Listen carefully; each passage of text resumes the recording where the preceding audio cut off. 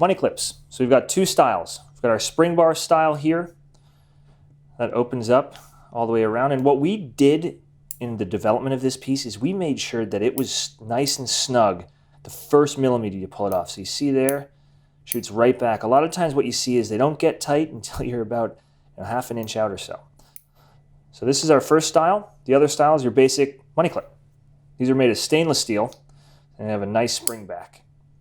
So two different uses really. These can be used as a standalone product. They can also be used on a wallet that's got a slot made for it. So it slides right in into one of the slots there. You can take your money. It sits nicely on the outside.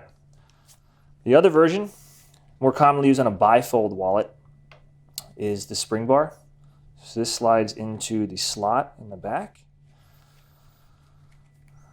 And then in this version, keeps the money right in the middle. So those are our two styles of money clips.